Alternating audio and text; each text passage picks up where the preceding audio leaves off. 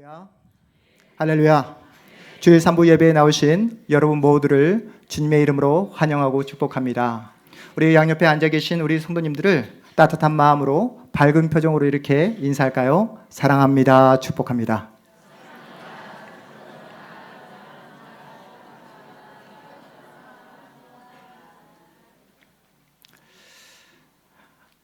성도님들을 만나고 성도님들의 가정을 신방을 하다 보면 우리 성도님들이 하루하루 얼마나 힘겹게 살아가고 있는가를 이렇게 알게 됩니다. 앞이 전혀 보이지 않아 답답해 하시는 성도님, 어떤 길로 가야 할지 막막해 하시는 성도님, 마른 하늘에 날벼락처럼 찾아온 그 건강의 비보를 전해 듣고 어찌할 바를 몰라 하시는 성도님, 인생의 여러 가지 문제를 안고 살아가는 성도님들을 만나게 됩니다. 그럴 때마다 목사로서 얼마나 죄송한 마음이 드는지 모릅니다. 왜냐하면 제가 그 성도님을 위해 해드릴 게 아무것도 없기 때문입니다. 여러분, 제가 무슨 돈이 있습니까? 인맥이 있습니까? 그렇다고 제가 무슨 우수를 가지고 있어서 그분들을 고쳐낼 수 있겠습니까? 제가 신방을 하면서 느끼는 것은 제 힘으로 감당할 수 있는 것은 단 하나도 없다는 것입니다. 오늘이 6월 23일입니다. 2019년도 한 해의 반이 지나가고 있어요. 여러분의 상황은 어떠십니까? 여러분의 가정과 직장은 평안하십니까?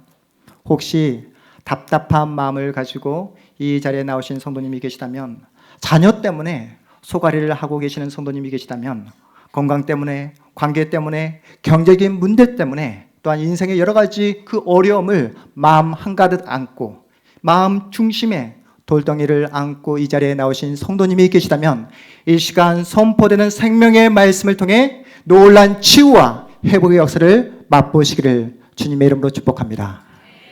오늘 본문에 등장하는 사마리아 여인도 마음에 돌덩이를 안고 살아가고 있어요. 상처로 인해 마음의 문을 꽁꽁 잠궈버렸습니다. 상처가 드러날까 봐 사람들과 만남도 꺼려합니다. 내 팔자는 왜 이리 사나울까? 내가 전생에 무슨 죄를 그렇게 많이 지었길래 5번이나 남편과 헤어지고 지지리로 못난 지금 현재의 그 남자와 사는 것일까? 이제는 이런 불평도 하지 않습니다. 분노를 넘어서 이제는 절망하며 체념하며 하루하루 죽지 못해 살아가고 있어요.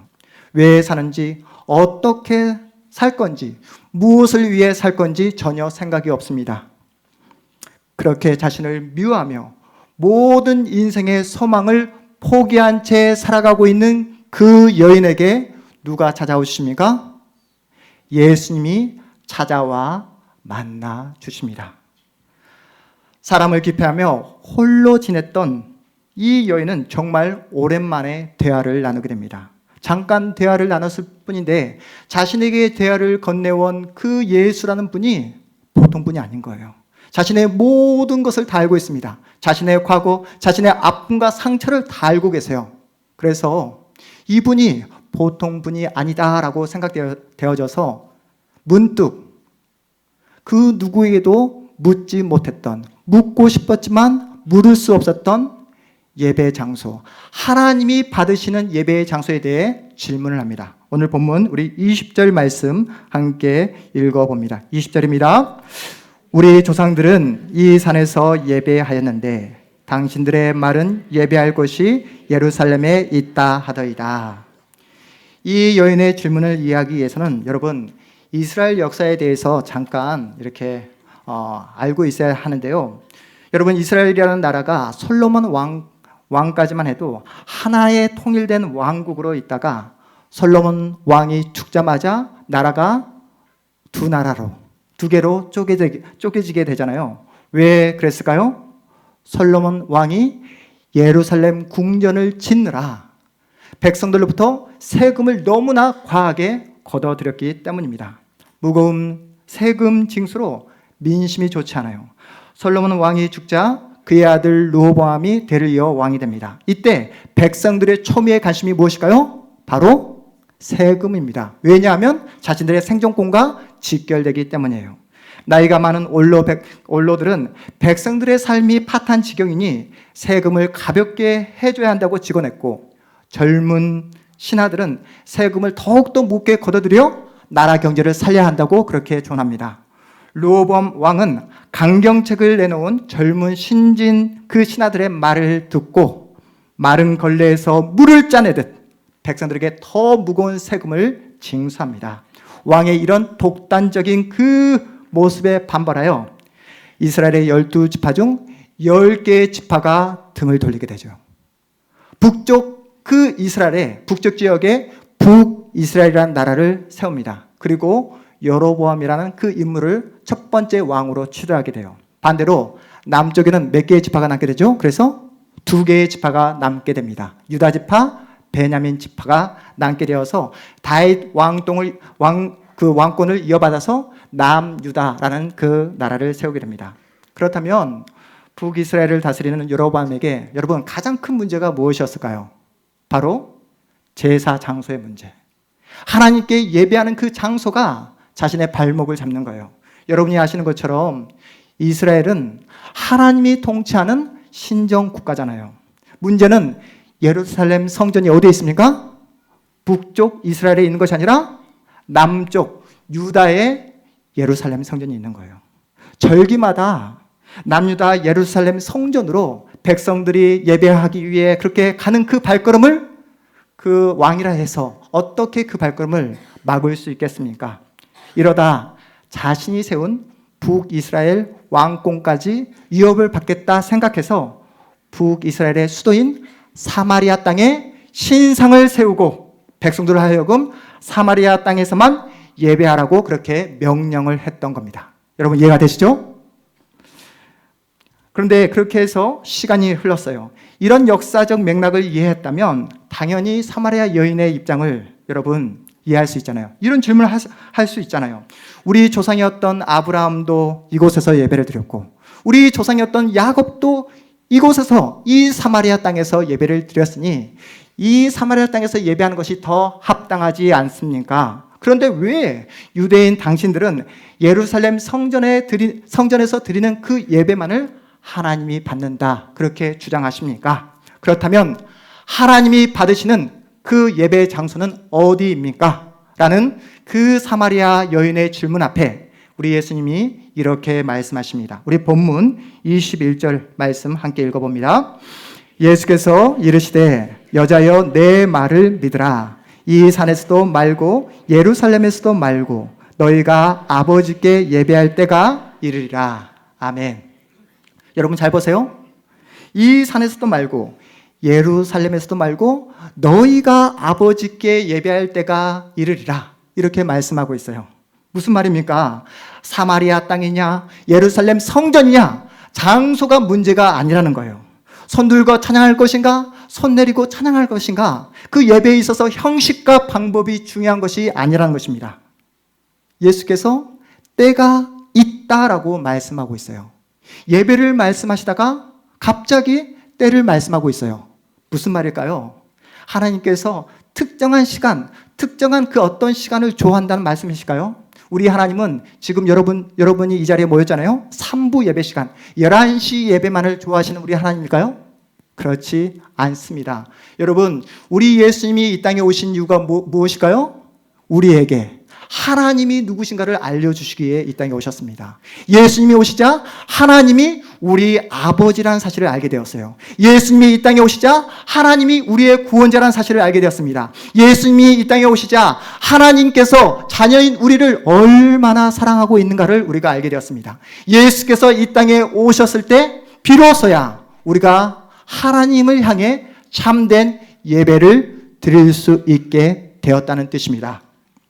예수께서 예배 때를 말씀하시면서 또 이러한 말씀을 하십니다. 우리 본문 23절 말씀 함께 읽어봅니다. 23절입니다.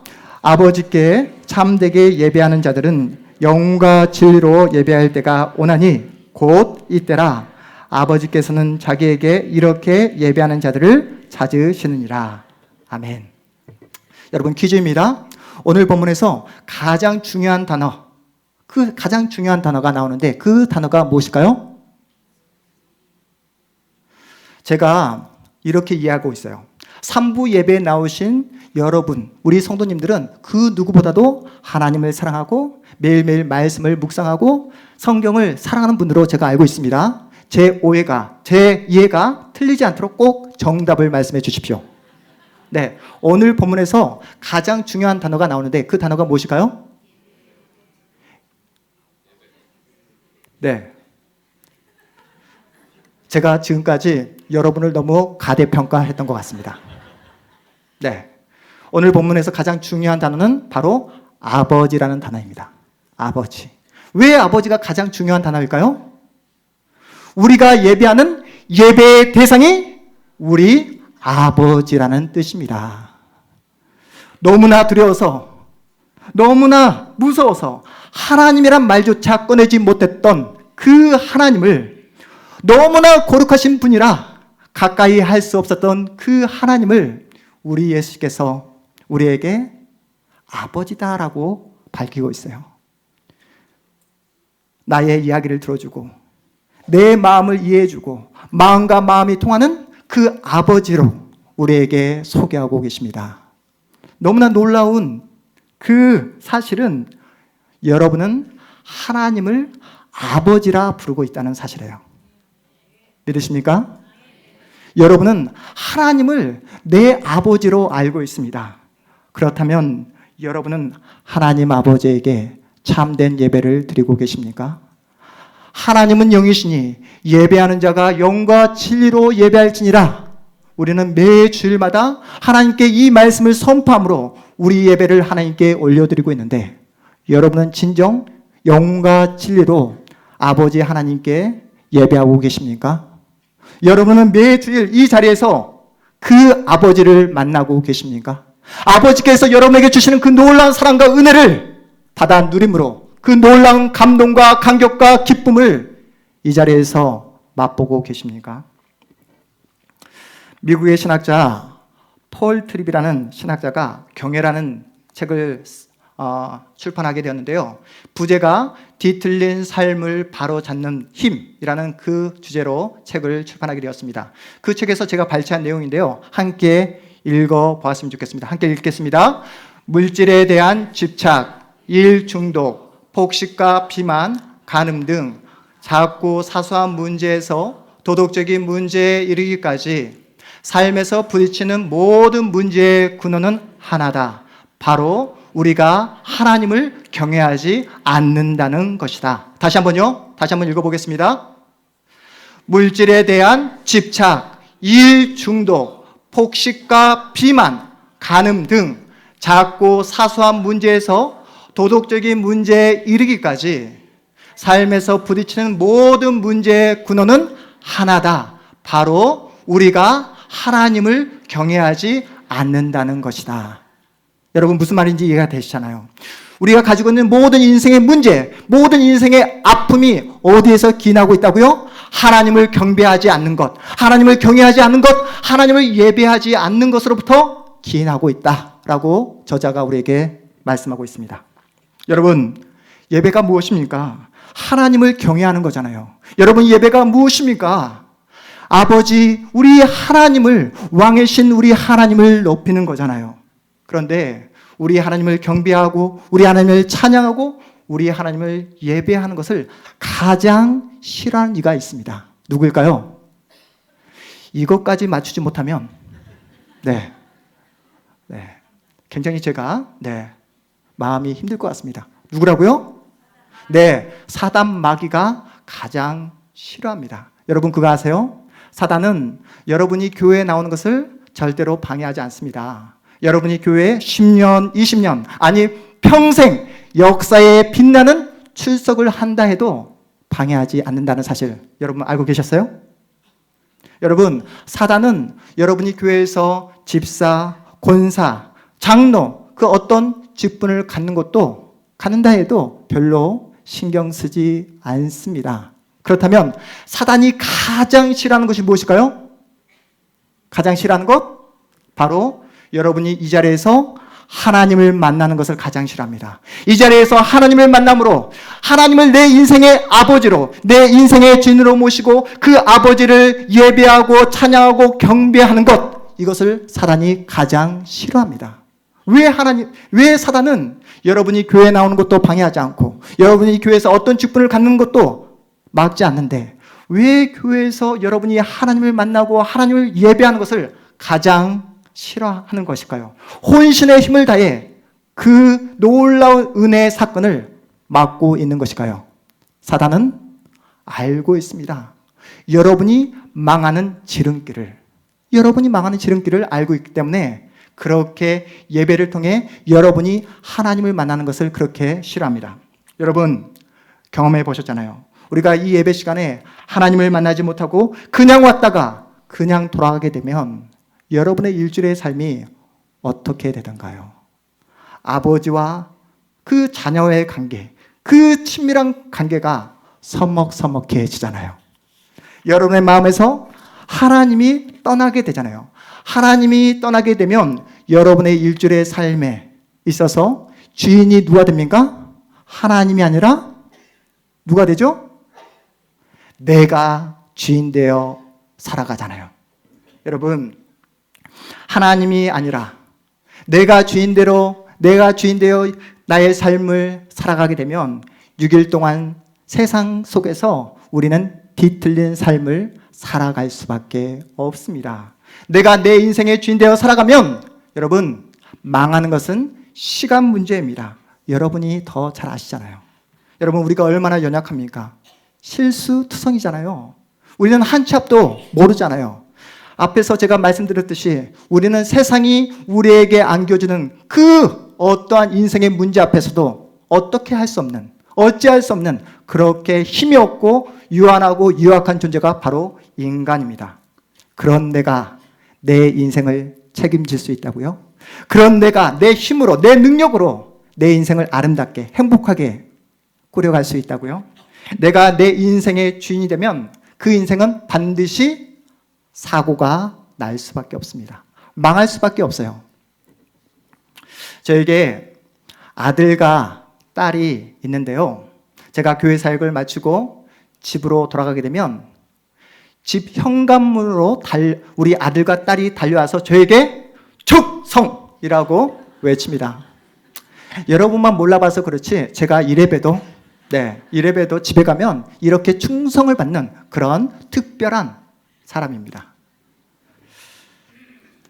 그런데 여기가 중요합니다. 그런데 말만 충성하지 저를 종처럼 부려먹습니다. 큰아들은 비행기를 태워달라고 졸라대고 또 막내딸은 저에게 띠띠빵빵 자기 자가용을 밀어달라고 그렇게 저를 종처럼 부려먹습니다. 여기서 끝나지 않아요. 아이들과 함께 진짜 자동차를 탈 때면 아들과 딸이 자기도 운전을 하고 싶다고 투정을 부립니다. 그래서 언젠가 아들 한 번, 딸 한 번 번갈아 가면서 운전석에 앉히고 제가 브레이크 페달을 떼어보았습니다. 그러니까 아이들이 핸들을 트는 방향으로 자동차가 가는 거예요. 아이들이 신기합니다. 너무나 기뻐합니다. 깔깔깔 웃음을 터뜨리면서 너무나 좋아하는 거예요. 아버지인 저도 어떤 마음일까요? 자녀들이 좋아하니까 저도 기쁘잖아요. 그런데 여러분, 자녀가 기뻐한다고 해서, 자녀가 좋아한다고 해서 자동차의 핸들을 끝까지 어린 자녀에게 맡겼을 때 그 자동차는 어떻게 될까요? 여러분, 문제가 어렵습니까? 문제가 어려워요? 네, 사고가 날 수밖에 없습니다. 핸들을 어린 자녀들에게 맡겨서는 안 됩니다. 왜요? 제 자녀들은 아직 어리고 연약하며 자동차를 운전할 실력을 가지고 있지 않기 때문입니다. 여러분, 인간은 무지합니다. 인간은 무능합니다. 한 치 앞을 내다볼 수 없는 그런 연약한 존재가 바로 인간입니다. 그런 내가 그렇게 연약하고 부족하고 한계를 가지고 있는 내가 내 인생의 주인이 되어 내 마음대로, 내 욕심대로, 내 욕망대로 내 인생의 핸들을 내가 조작한다면 그 인생의 마지막은 어떻게 되겠습니까? 너무나 자명하지 않나요?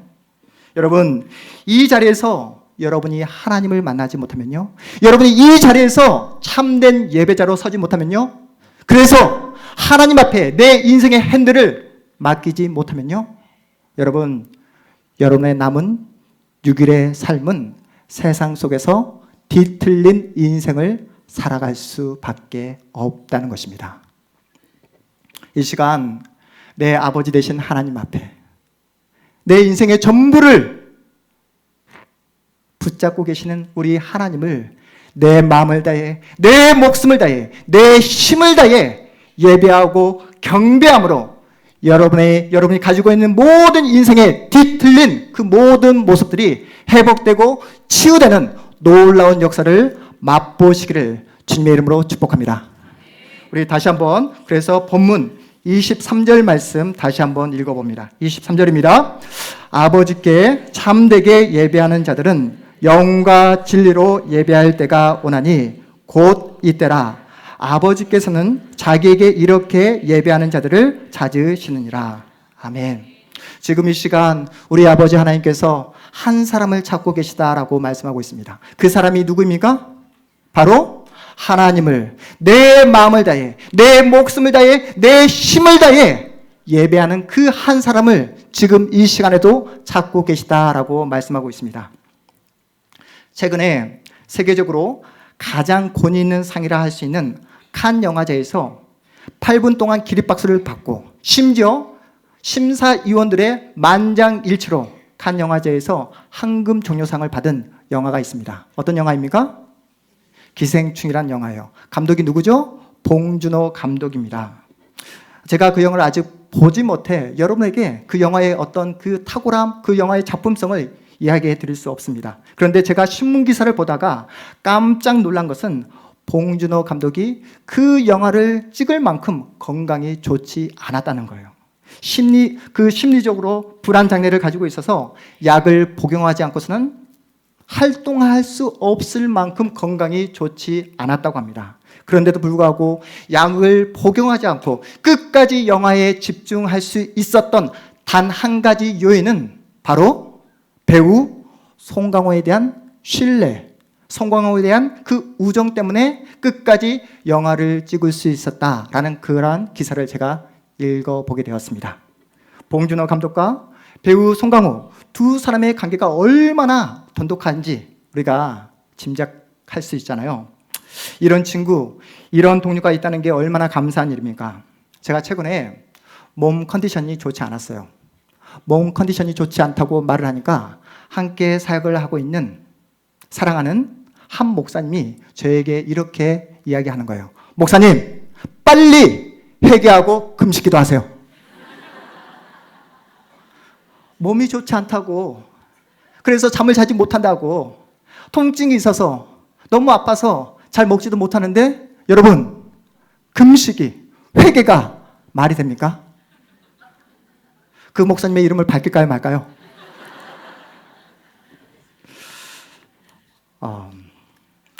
여러분, 당연히 서로 친하니까 농담으로 그렇게 말을 했던 겁니다.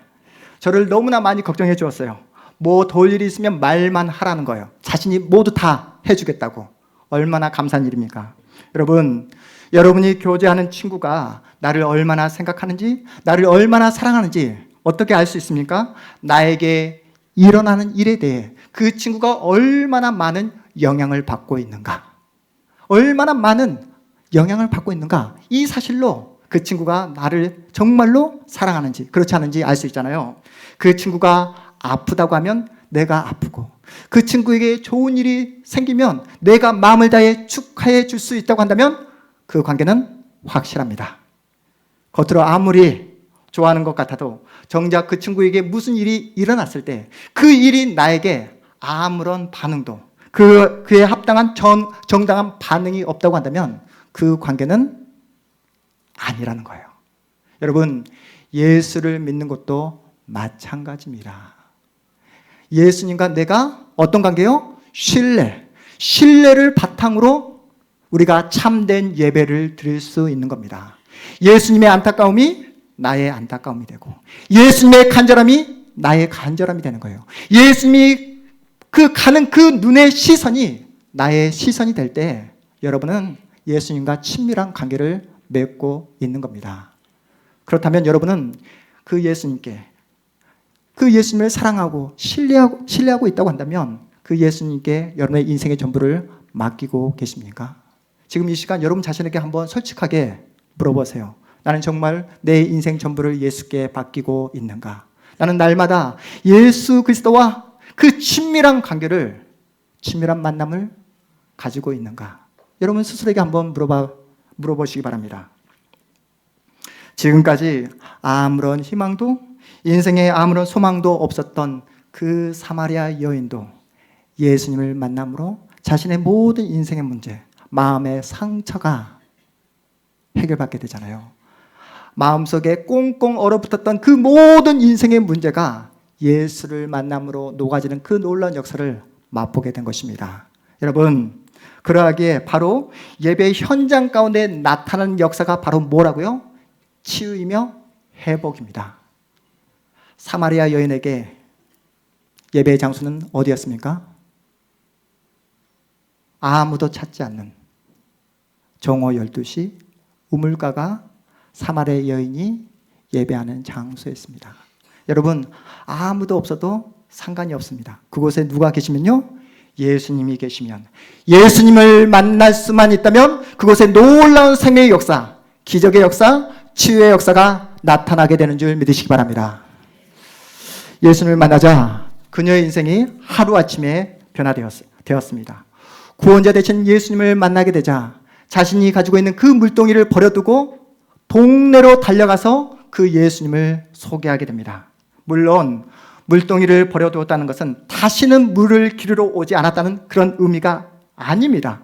그녀는 틀림없이 나중에 정신을 차리고 자신이 버려둔 그 물동이를 찾아 또 갔을 것입니다.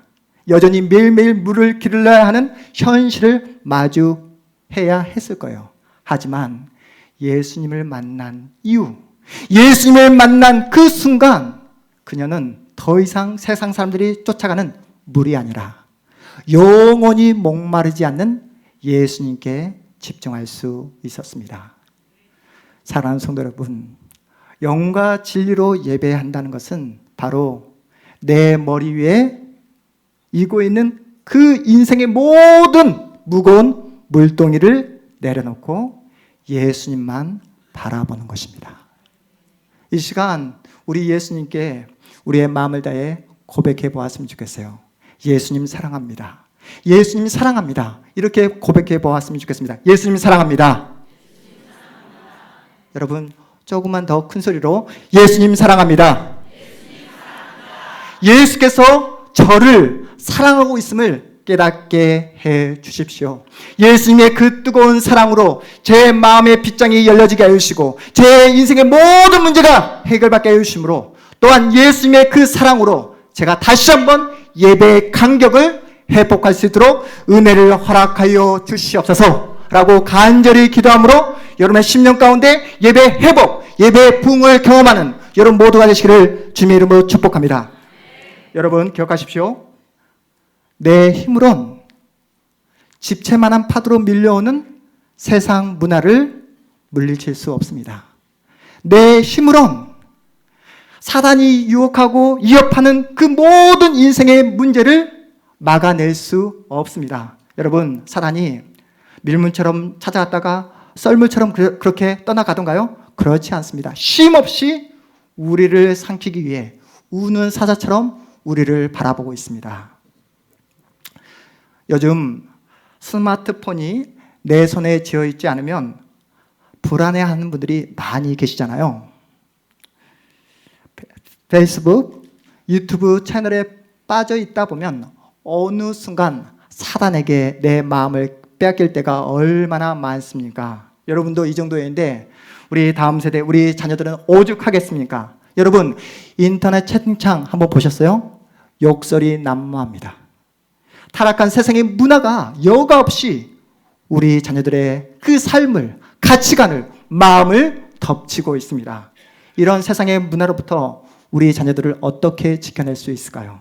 우리 자녀들의 가치관을 빼앗아 버리기 위해서 계속해서 인터넷으로, 게임으로, 또한 세상의 그 무자비한 경쟁 문화로 우리 자녀들의 마음을 흔들고 있는데, 이런 상황 속에 놓여 있는 우리 자녀들을 우리가 어떻게 지켜낼 수 있을까요?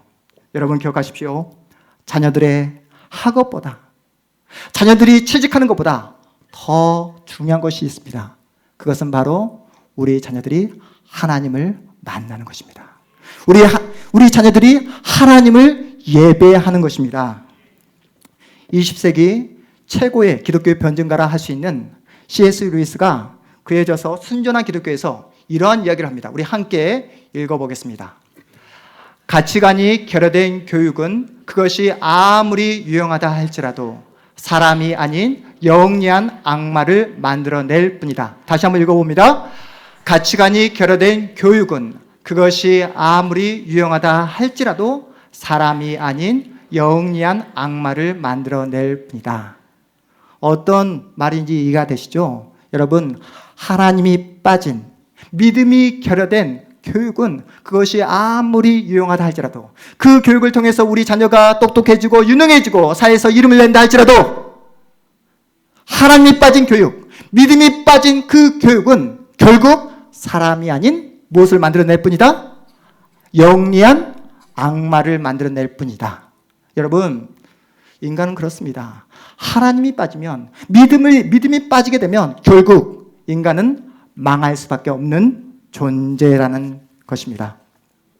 이 악한 세대로부터 우리 자신을 지키고 우리 자녀들을 지키며 우리의 가정을 지켜내기 위한 유일한 방법, 그것이 무엇입니까? 바로 예배를 회복하는 것입니다. 날마다 하나님을 예배하는 것입니다. 날마다 하나님과 동행하는 것입니다. 그 하나님께 날마다 엎드리는 것입니다. 찬송가 95장 여러분 다 알고 계시죠? 나의 기쁨, 나의 소망 되시며, 1절 가사가 이렇습니다. 나의 기쁨, 나의 소망 되시며 나의 생명이 되신 주, 밤낮 불러서 찬송을 드려도 늘 아쉬운 마음 뿐일세. 3절 가사가 어떻습니까? 길도 없이 거친 넓은 들에서 갈 길 못 찾아 애쓰며 이리저리로 헤매는 내 모양 저 온수 조롱하도다. 여러분, 세상은 우리를 가만두지 않잖아요. 온수인 사단은 우리를 가만히 내버려 두지 않습니다. 그때 믿음으로 불렀던 5절 가사가 이렇습니다.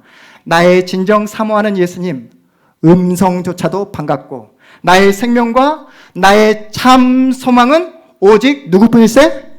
오직 주 예수뿐일세. 오직 주 예수뿐임을 믿으시기 바랍니다. 사랑하는 성도 여러분, 그래서 예배에 목숨을 걸어야 합니다.